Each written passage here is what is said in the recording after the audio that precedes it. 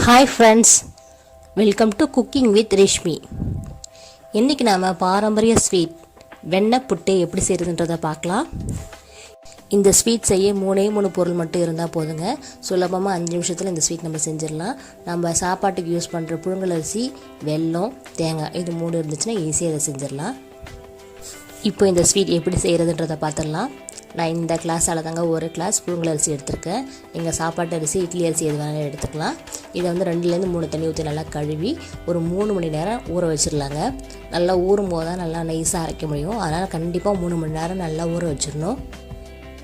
இப்போ இது 3 மணி நேரம் நல்லா ஊறிடுச்சு. இது அரைக்கிறதுக்கு முன்னாடி கடலப்பருப்பை வேக வச்சுட்டு வந்துடுவோம். நான் வந்து ஒரு அடிகனமான பாத்திரம் எடுத்திருக்கேங்க.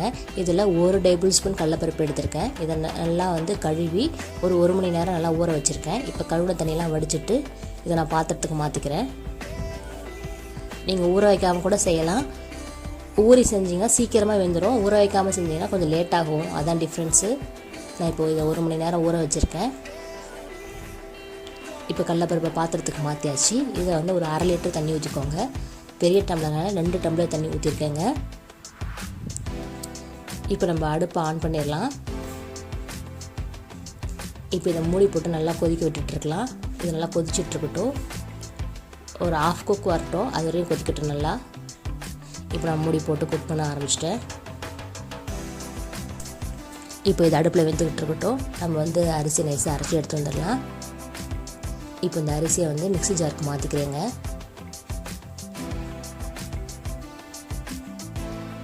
நீங்கள் வந்து கிரைண்டரில் கூட அரைக்கலாம். நிறைய குவான்டிட்டி போட்டுருந்தீங்கன்னா கிரைண்டரில் அரைச்சிக்கோங்க. கிரைண்டரில் அரைச்சா தான் நல்லா நைஸாக அரைக்க முடியும்.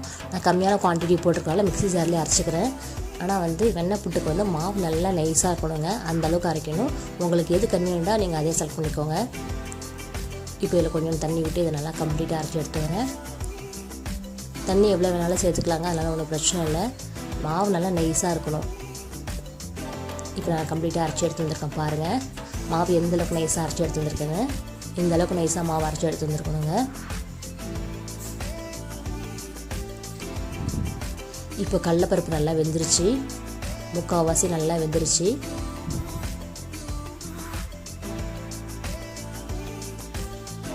பாருங்கள் நல்லா குக் ஆகிடுச்சு. இப்போ இதில் அரைச்ச அரிசி மாவை நான் சேர்த்துக்கிறேங்க. அரிசி மாவு சேர்க்கும் போது அடுப்பை ஸ்லோ ஃப்ளேமில் வச்சுக்கோங்க. அரிசி மாவு டக்குன்னு அடியில் உட்காந்துரும், அடி பிடிக்க ஆரம்பிச்சிடும். அதனால் அரிசி மாவு சேர்க்கும் போது அடுப்பு நல்லா ஸ்லோ ஃப்ளேமில் வச்சுக்கோங்க. வெண்ணெய் புட்டு சேர்க்கும் போது கையை விடாமல் நல்லா கலந்துக்கிட்டே இருக்கணுங்க. அப்போ தான் அடி பிடிக்காது. நான் விஸ்க் வச்சு கலக்கிறேன். இது கலக்கிறதுனால கட்டி பிடிக்காமல் இருக்கும்.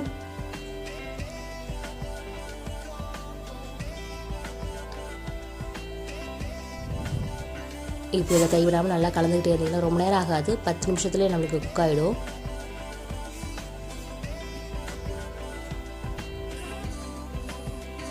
கொஞ்சம் கொஞ்சமாக திக்காக ஆரம்பிக்குது பாருங்கள். ஃபஸ்ட்டு இருந்ததுக்கும் இப்போக்கும் நல்ல டிஃப்ரெண்ட் தெரியுது பாருங்கள். மாவு நல்லா திக்காயிடுச்சு.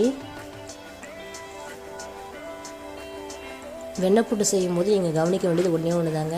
மாவை கைவிடாமல் கலந்துக்கிட்டே இருக்கணும். அப்போ தான் வந்து மாவு கட்டி பிடிக்காமலும் அடி பிடிக்காமலும் இருக்கும். நீங்கள் விட்டுட்டிங்கன்னா அடி பிடிக்க ஆரம்பிச்சிடும். இப்போ இன்னொரு பாத்திரம் எடுத்துக்கிறேன். நான் அரிசி எடுத்த அதே டம்ளரால் 1/4 கப்பு வந்து வெல்லம் எடுத்துருக்கேங்க. உங்களுக்கு ஃபுல் சர்க்கரை வேணும்னா நீங்கள் 2 கப் கூட எடுத்துக்கலாம். கரெக்டாக இருக்கும். இல்லை தூசி இருக்கும். அதனால் இதை வந்து தண்ணியில் கொஞ்சம் 1 டம்ளர் தண்ணியில் நல்லா கொதிக்க வச்சுட்டு நம்ம வந்து அந்த அரிசி மாவு கூட ஆட் பண்ணிக்கலாம். இப்போ அடுப்பை ஆன் பண்ணிட்டேன். இப்போ பார்த்தீங்கன்னா வெல்லம்லாம் நல்லா கரைஞ்சிடுச்சு. கொஞ்சம் அடியில் மட்டும் இருக்குது. அதுவும் நல்லா கரையட்டும்.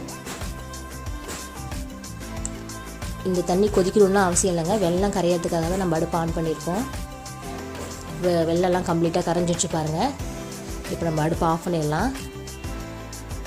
இப்போ இந்த வெள்ளை தண்ணியை நம்ம அரிசி மாவு கூட சேர்த்துக்கலாம்.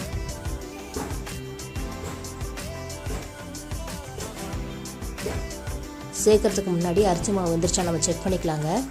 அரிசி மாவு வெந்ததுக்கப்புறம் தான் அந்த வெள்ளை தண்ணியை நம்ம சேர்க்கணும். இப்போ நான் எப்படி செக் பண்ணுறதுன்றது சொல்லி காட்டுறேன். இப்போ நீங்கள் எப்போதுமே வத்தலுக்கு செக் பண்ணுவீங்க இல்லையா, ஈரத்தில் கையை தொட்டுட்டு மாவு மேலே கை வச்சு பார்த்தீங்கன்னா மாவு கொஞ்சம் கூட கையில் ஒட்டக்கூடாது. ஒட்டாமல் இருந்துச்சுன்னா மாவு வெந்துருச்சுன்னு அர்த்தம். வத்தலுக்கும் நம்ம இப்படி தான் டெஸ்ட் பண்ணுவோம். இப்போ மாவு நல்லா வெந்துருச்சு. இப்போ நான் இந்த வெள்ளை தண்ணியை வடிகட்டி சேர்த்துக்கிறேன்.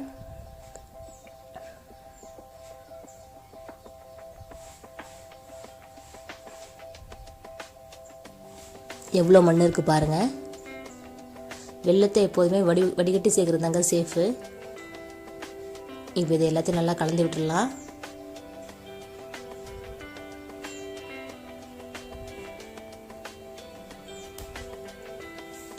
இதுக்கு மேலே ரொம்ப நேரம் குக் ஆக வேணாம்.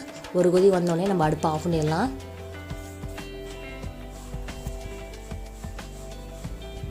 இப்போ நான் ஃப்ளேவருக்காக ஏலக்காய் தூள் சேர்க்குறேங்க. 1/2 டேபிள் ஸ்பூன் ஏலக்காய் தூள் சேர்த்துக்கிறேன். அடுத்து நான் 1 பிஞ்ச் உப்பு சேர்த்துக்கிறேங்க. சால்ட் உப்பு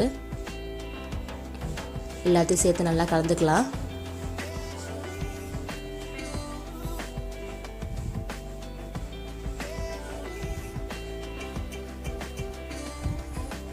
நான் வந்து 4லேருந்து 5 டேபிள் ஸ்பூன் தேங்காய் துருவல் சேர்த்துருக்கேன். அந்த வீடியோ மிஸ் ஆகிடுச்சு. நீங்கள் தேங்காவை துருவியும் சேர்த்துக்கலாம், இல்லை பல்லாக கிள்ளியும் சேர்த்துக்கலாம், உங்கள் விருப்பம். நான் 1/2 மூடி தேங்காய் சேர்த்துருக்கேன். இப்போ நான் அடுப்பை ஆஃப் பண்ணிட்டேங்க. இப்போ நம்மளுக்கு வெண்ணெய் புட்டு ரெசிபி ரெடி ஆகிடுச்சு. இதை நான் சின்ன சின்ன பவுலுக்கு ட்ரான்ஸ்ஃபர் பண்ணிக்கிறேன். எப்போதுமே வெண்ணெய் புட்டை சூடாக சாப்பிட்றத விட ஆறுனதுக்கப்புறம் சாப்பிட்டா தாங்க நல்லாயிருக்கும்.